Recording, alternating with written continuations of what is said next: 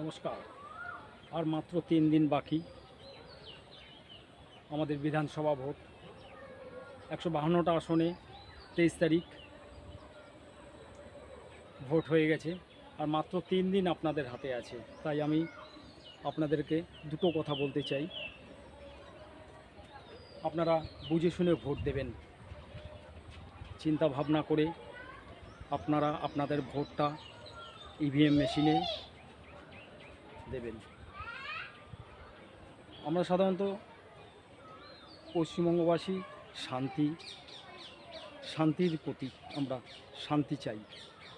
তা আপনাদের ভোট আপনারা কেউ দুর্বৃত্তদের দিতে চান, যারা বাংলা দখল করার জন্য একটা নারীর পিছনে ছুটে চলেছে।